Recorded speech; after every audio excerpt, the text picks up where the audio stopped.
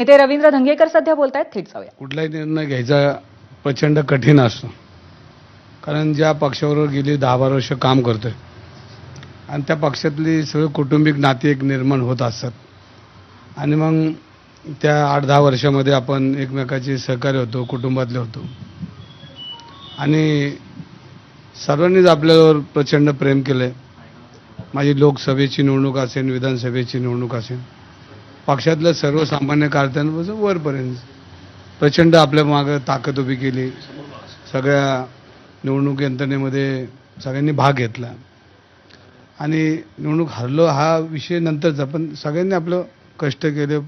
त्यांची जेवढी ताकद होती सगळ्यांनी माझ्या पाठीशी उभी केली आणि एखादा पक्ष सोडताना मनाला दुःख होतं हे प्रश्नच नाही. शेवटी आपण माणूस आहे आणि अशा वेळेला कार्यकर्ते बी बऱ्याच दिवसापासून काय ऐकत नव्हते आणि मतदारांची बी चर्चा केली की त्यांचं म्हणणं असं होतं की आमची आता कामं कोण करणार आणि लोकशाहीमध्ये सत्ता असल्याशिवाय सर्वसामान्यांना आपण न्याय देऊ शकत नाही किंवा त्यांना काम करू शकत नाही. मग अशा वेळेला मधल्या 2-3 वेळा मी माननीय एकनाथ शिंदे साहेबांना कामानिमित्त भेटलो होतो. आमचे मित्र उदय सामंत यांच्याशी मी बोलत होतो, पण त्यांनी वारंवार म्हणले की एकदा तुम्ही आमच्यावर काम करा आणि मग तसंच मी मधल्या काळामध्ये पेपरला बी बातमी आली होती, तुमच्याकडे बी चॅनलला की दंगेकर शिवसेनेच्या वाटेवर आणि मग बराच त्याच्यावर डोक्यावरून पाणी गेलं. मग कार्यकर्ते बाकीचा परिचय असलेला मी ज्या भागामध्ये वर्षानुवर्ष काम करतोय तिथल्या नागरिकांचं मी चर्चा केल्यानंतर असं लक्षात आलं की तुम्हाला काम तर करावं लागेल, पण सत्ता असल्याशिवाय कुठली कामं होत नाहीत.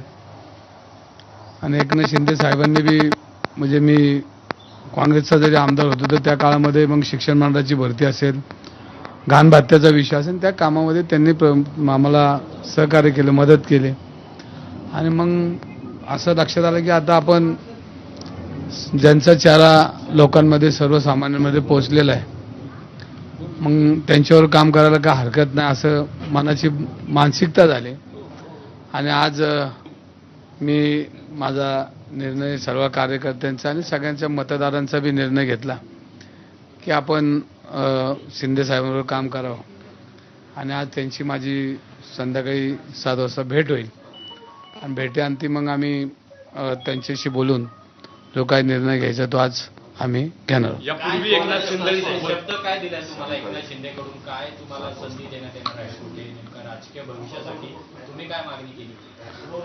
आता वर्तमानपत्रामध्ये किंवा चॅनलमध्ये कोणी बातम्या केल्या की मी विधान परिषद मागितली, विधानसभा मागितली, म्हाडा मागितला, असं मी त्यांना काय मागितलेलं नाहीये.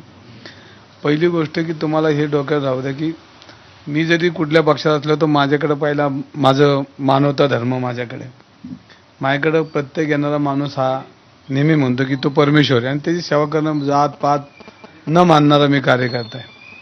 जरी मी शिवसेनेत आज माझा संपर्क होणार आहे आणि संध्याकाळी एकनाथ शिंदे साहेबांशी बोलणार आहे, जो काय निर्णय होईल तो संध्याकाळी होईल, पण मी आज त्यांना संध्याकाळी 7 वाजता जाऊन भेटणार आहे आणि भेटल्यानंतर शेवटी मानवतावाद हा माझ्या मनामध्ये किंवा हृदयामध्ये ठासून भरला आहे. मी कधी जातपात मानणारा कार्यकर्ता नाही, पण सत्तेच्या बाजूने काम करावं असं कार्यकर्त्यांची इच्छा आहे, त्यांचं मन आहे.